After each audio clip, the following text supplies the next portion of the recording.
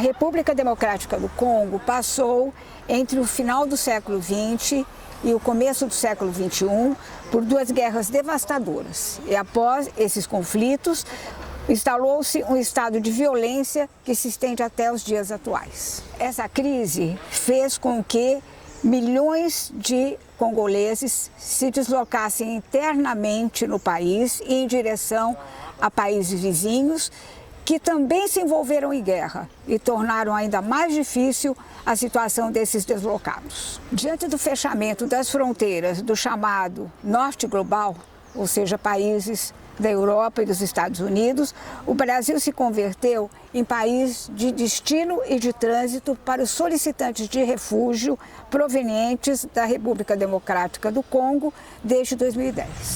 Atualmente, há mais de 2.000 registros de congoleses no Brasil, dos quais cerca de 900 no estado de São Paulo e aproximadamente 800 na capital paulista. São, em sua maioria, jovens que buscam reconstruir as suas vidas e retomar os seus estudos e suas carreiras. Entretanto, a dificuldade, né, de colocação em função de atividades precárias em geral do mercado informal, dificultam, né, a realização desses projetos. Tá? Assim como outros fluxos provenientes da África, os congoleses reivindicam uma maior rapidez no julgamento dos pedidos de refúgio. E nesse conjunto de pedidos inserem-se as solicitações de reunificação familiar. Neste vídeo, a congolesa Prudence Kalambai relata as dificuldades enfrentadas pelo grupo de congoleses ao longo da pandemia. Muito obrigada, Prudence, pela sua disponibilidade para conversar conosco e gravar esse vídeo. Olá, eu sou Prudence Kalambai Libonza, sou da República Democrática do Congo. Eu sou atriz, modelo, ativista e eu sou uma dos membros da comissão do Conselho Estadual e eu sou youtuber. Então, o que eu percebi nesse período da pandemia? Na verdade, vou dizer que foi difícil porque cada um estava no canto delas, né? É difícil falar, cada um estava se protegendo mais. Mas o que eu percebi mais, um pouquinho das pessoas que estavam próximas a mim, muito perdeu o trabalho, sabe? Perdeu o trabalho, muitas delas pediram apoio da cesta básica e a maioria delas também desistiu, mesmo na pandemia, desistiu do Brasil, infelizmente, e tentando fazer o caminho a pé pelos Estados Unidos. Então, o lado negativo também dessa pandemia é a falta das crianças na creche. Muitas delas perderam a vaga, né? A criança precisava ficar em casa. Por causa dessa doença também, não poderia, muitas mães não teve essa coragem de mandar seus filhos. Até eu mesmo, minha neta, não mandei. Que seja quando teve aquela vaga de um dia sim, um dia não, eu vi que ela era pequenininha, não quis levar, né? Para proteger ela. Ninguém sabe, né? E a dificuldade de ensinamento, muitas migrantes, mulheres, mães, estão tendo essa dificuldade, porque nem todos os imigrantes, pessoa refugiada, falam a língua portuguesa, se adaptou com a língua portuguesa. Ou tem o equipamento dentro de casa, o tablet, celular, ou internet, tem lugar de família, não tem esse acesso, não tem essa possibilidade.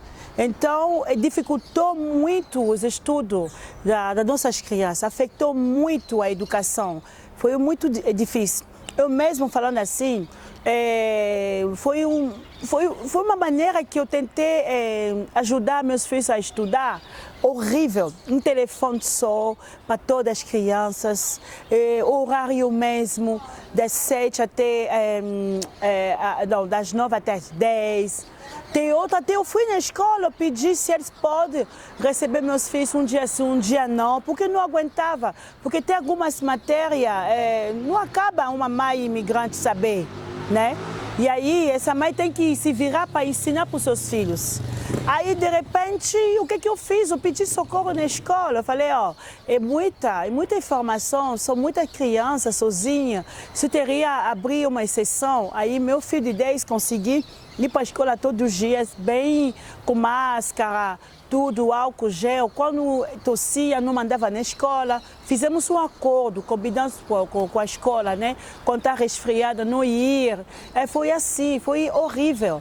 E se eu estou conseguindo, porque eu quero muito ver meus filhos estudar, se formar, e eu consigo entender. Imagina esses pais, essa família que não sabe, porque a primeira barreira para a gente, pessoa refugiada que viemos para aqui, é a língua que é a primeira barreira. Então, uma mãe que não sabe se expressar bem com a língua portuguesa, como é que vai ter o tempo para ensinar seus filhos? Não só o tempo dela correr. A empresa mandou ela embora, ela tem que inventar uma coisa, ela tem que ir vender, entrar de madrugada, vender de madrugada, noite até de manhã. Foi horrível, foi um momento muito péssimo. Se for repetir o mundo, eu acho que tem que pular 2020 e 2021 para mim, porque foi péssimo. Ai, meu Deus, como ficou a situação da moradia dos imigrantes nessa pandemia? Ficou péssima, porque eu sei que muitos perderam, né? Foi despejada por falta de trabalho, foi despejada e ainda já existia a maioria das pessoas vivendo nas ocupações. Aumentou mais, né? Por falta de recurso financeiro, né? Dono de casa não quer saber se está pandemia ou não. Muitas lojas fecharam e pior ainda, muitas viveram na situação de violência doméstica dentro de casa. O medo de denunciar o seu parceiro, né? Se denunciar, vai viver entre os seus filhos. Aí ela se manter calada para poder estar lá nesse espaço, para ter um lugar para dormir ou para comer. É triste, mas infelizmente isso é a realidade de muitas mulheres em situação de refúgio, mulher imigrante, passa. Então, esse período foi muito crítico.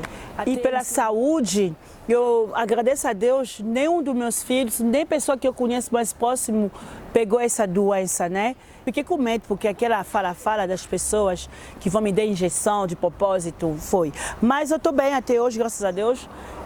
Nenhum dos meus filhos passou mal dessa doença, Deus fazer as coisas na hora certa. Imagina eu no hospital, um dos meus filhos no hospital, eu sou a fonte, né? Deus, em primeiro lugar, eu sou a mãe e pai, ficar com o menino no hospital, como é que é assim?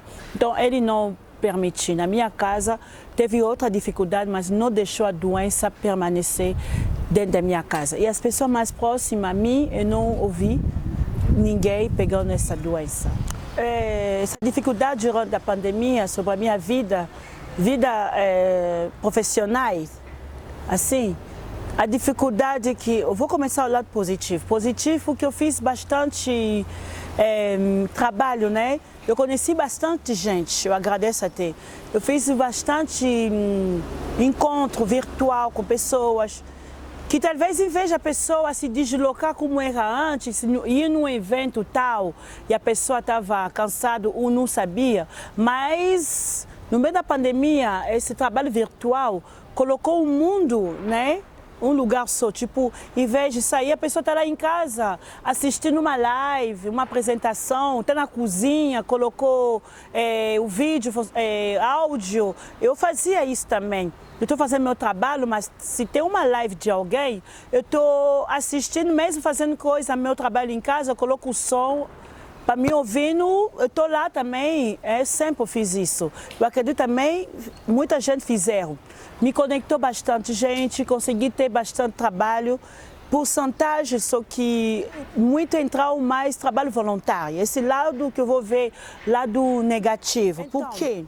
Para não receber essa culpabilidade das pessoas, me culpar, mostrar o dedo, porque o mundo sempre está lá para mostrar o dedo.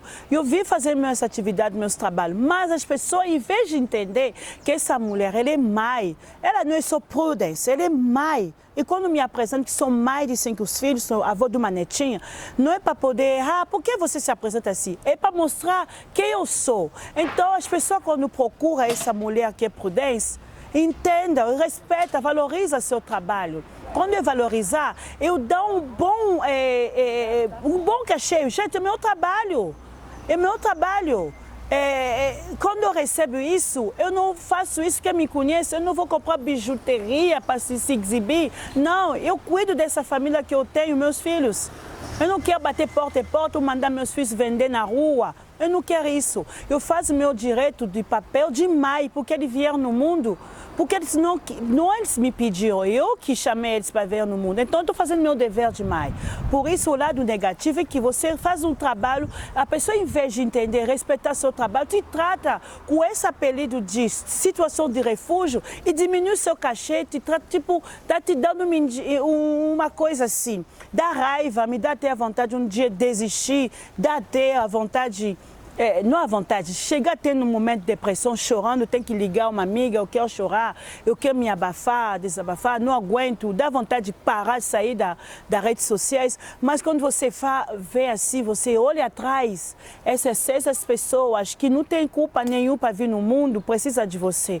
Aí me manter força para poder levantar de novo, porque não adianta fazer fama, é porque o dono da casa é Neo. Ele não quer saber da fama da Prudence, ele não quer saber no mês X receber o seu dinheiro, porque quando a lei brasileira falou que o dono da casa diminuiu o aluguel, foi difícil, algumas não aceitaram. E algumas, eu estou falando, que foi até atrás falar, porque está faltando aquela aí, me cobraram. Como você também falar, eu estou aprendendo também a me defender, eu conseguia não pagar aquele restante que eles estavam me cobrando. E não quero saber se você é imigrante, eu não quero saber que você usou. Por isso eu falo, talvez algumas pessoas acham que o imigrante está aqui ocupar espaço, pegar tudo. Não é isso. Quando ele cobra, ele cobra. Quando chega a 3 facturas, ele corta. Ah, não, porque você é imigrante, você é refugiado, veio aqui, chororó, vamos deixar esse conta para você. Não, ele corta, ele cobra. Então, esse é o lado difícil, o lado negativo que eu falo, gente, não sou da Prudence, mas eu coloco Prudence como uma referência de muitas mulheres também que fazem esse trabalho. O fato de ser pessoa negra, africana, não faz que as pessoas diminuam o cachê ou desvalorizar o trabalho do outro. Vê que nós somos seres humanos como todo mundo. Eu sou mãe, eu tenho gente atrás de mim, tenho filhos. Eu quero que meus filhos cresçam bem. Eu quero que meus filhos tenham estudo, saúde bem, se vestir bem. Através do quê? Do meu trabalho. É o meu trabalho. Eu tipo uma pessoa que sai da sua casa e trabalhou registrada no lugar. Isso é o meu trabalho. Isso que eu faço esse apelo. Porque estou de saco cheio. Não adianta mostrar sempre esse lado do Instagram, está tudo bem, mas na verdade não está tudo bem. Então tem que ter mudança mesmo, essa mudança. Se eu coloco minha história em prática, eu falo, assumo que talvez algumas pessoas errado acontece para mudar, porque muitas prudências também passam. Existem muitas prudências como mim, muitas mulheres também que choram, talvez que não têm essa força de poder abrir a boca e falar, ou a oportunidade do espaço para poder falar algumas verdades. Por isso, quando a gente fala sou ativista, não sou para poder mostrar que eu sou, tem que falar algumas coisas verdadeiras para ser mudada.